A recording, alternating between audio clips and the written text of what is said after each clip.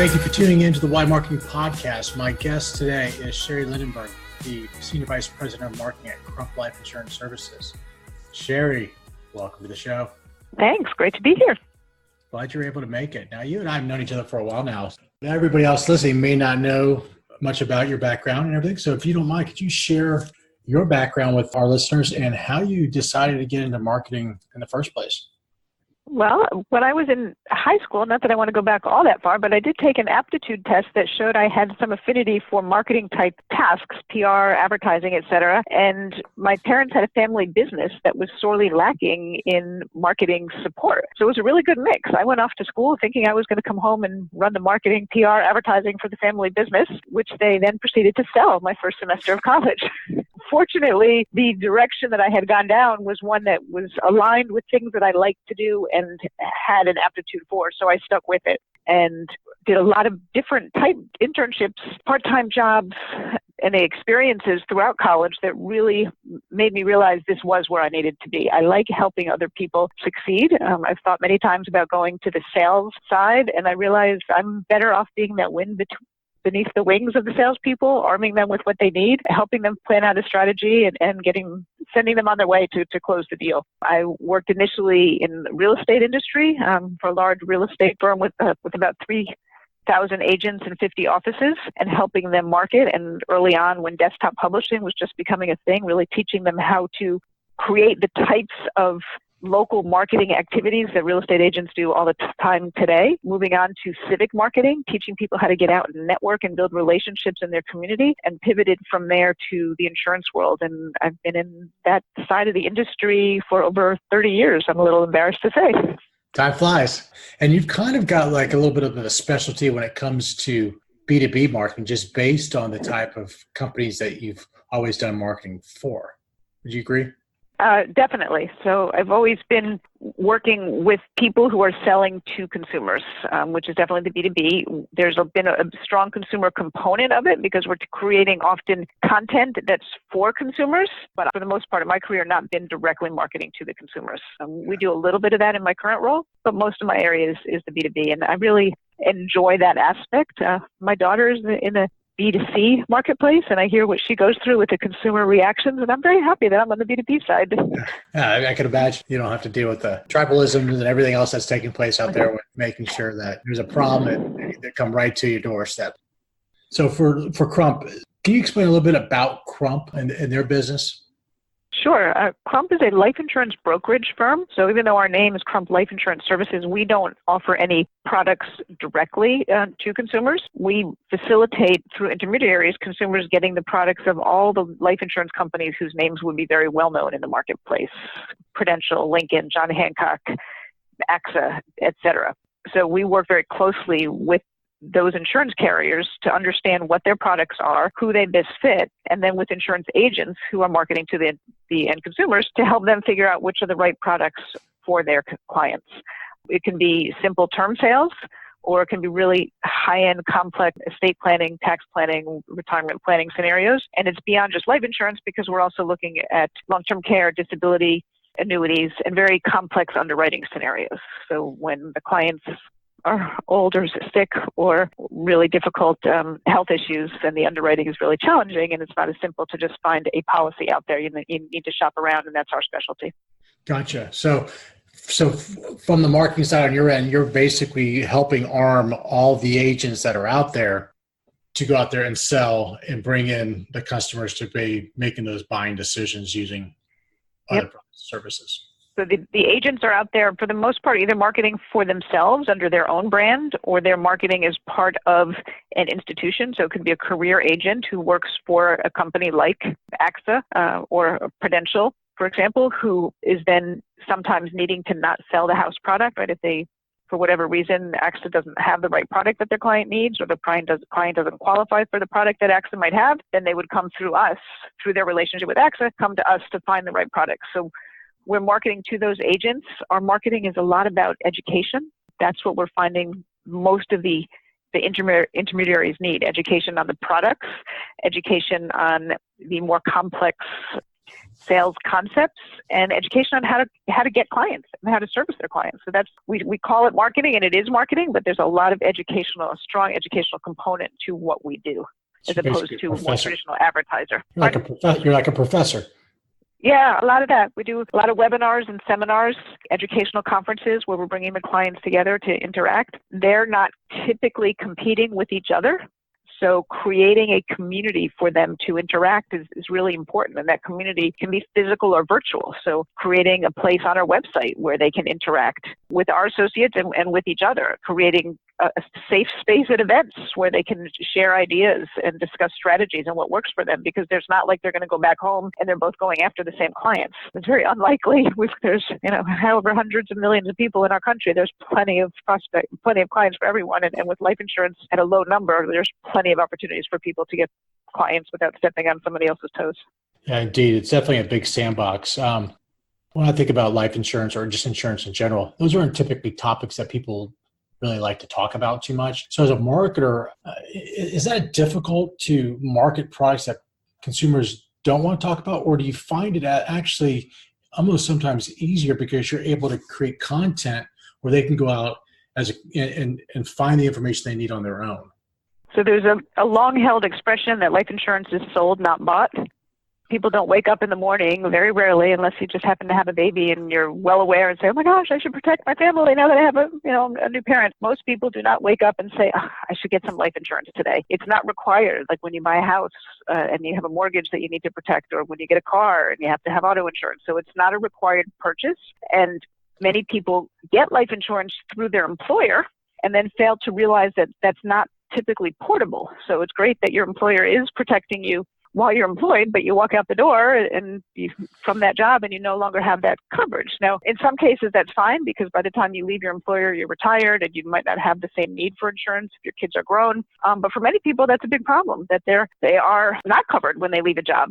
So again, it goes back to this topic of education, not being an in-your-face sales approach, because that's not going to win people over. Years past, the approach was more about scare tactics, helping people wake up to the problem based on the horrible thing that happened to somebody else that wasn't covered. And I think we've all sort of learned that that's not really the best way to get through to people.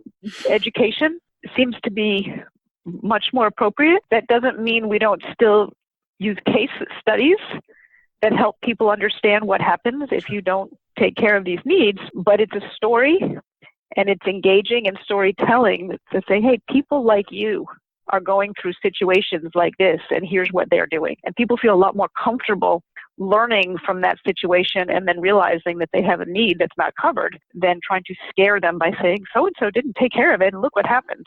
That tends to make you run away as a buyer and say, oh, no, I don't want to deal with that. That sounds horrible. Let me out of here. Yeah. So case studies, storytelling, success stories is another big thing that we do, is showing how we as a company solve people's problems with real life examples that break it down and take away the objections that people typically have, thinking that our product is too expensive. When you break it down to how much it might cost per month, per day, compare it to other things like the cup of Starbucks and say, which is more important, protecting your family or getting that cup of coffee?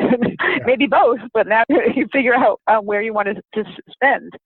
So I think those are a few ways that we get through to both the intermediaries and help them to get through to their consumers. That's great. I liked how you brought in the whole storytelling part of it, because, I mean, storytelling is so intertwined to everything that marketers do day in and day out. And I would think that being able to share examples and why it's so important, because of John Smith died without insurance. He had young kids, mom's home. It's difficult. Challenges come up, and that's a really impactful part of it. And do you find that most of the consumers are doing a lot of their research ahead of time before they're really meeting with the folks? The internet has definitely changed the way people shop for all products, and life insurance included. So absolutely, consumers are getting more information before they meet with their salesperson.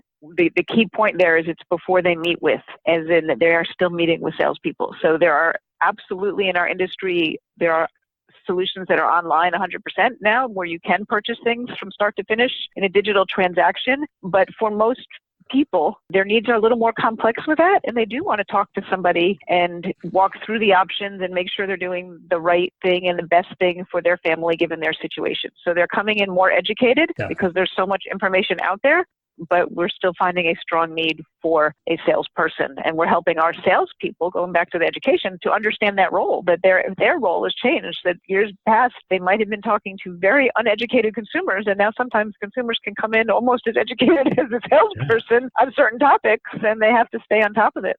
Yeah, that's exactly where I was kind of going with it. It has to be tough for so long if you're an advisor and, hey, I've got all the answers. Well, you don't need to have all the answers. It's the convergence of marketing and sales really kind of weaving into really very closely into one, because marketing now really is enabling the sales more than ever and empowering them to be able to deliver incredible results and information. And it goes back to one of the basic tenets of sales. You can have the answers, but what's the need, right? What's the problem? So making sure that you're taking time to truly figure out the specific client's need and not just putting them in a bucket and saying, oh, young married couple, here's what they need. Really listening to what they're struggling with, what their concerns are, what they may be most focused on based on their family history, based on their current health, based on how long they want to work, all those things, and then figuring out what the right solutions are. So you kind of came up through the real estate side, then got into the financials, and then I guess into insurance. There's a lot of lessons learned. If you look back and you reflect, from your seat now, if you were to go back in time and give yourself a single piece of advice that would help you kind of navigate the waters forward, what would that one piece of advice be? I think one of the best pieces of advice that I ever got, and I turn around and give it to others, read a lot, write well, and listen always. And those three things have come in very handy, and I have to step back and remind myself because talk is not in any of them. We're all so quick to step in and say, here's what we should do, but read everything we can get our hands on at every stage. And for me, that could be, I used to joke that I would read a cereal box if you put it in front of me. And then all of a sudden one day I found myself sitting at the table reading the cereal box, and it struck a chord because of the way it was pitching the product. And I thought, oh, that's why I'm reading the cereal box, because I'm learning from how they're messaging. So read everything. Write well is just so critical in our society to get any messages across, whether it's email, speaking, communicating. It all starts with getting the written word down in some form or another, and then listening. So many times I walk into the room and I'm the one that's talking and driving the conversation, and I have to remind myself to stop. If I want to see what's going on in our industry, in the market, in our company, in my department, I need to listen to what others have to say. And we as marketers need to listen to our clients, to their clients in as many ways as we can. And there's so many great tools out there that I wish I had access to. And I'm sure I'm going to get a lot of sales calls saying, oh, you should use this and you should use this. But you can just never listen enough.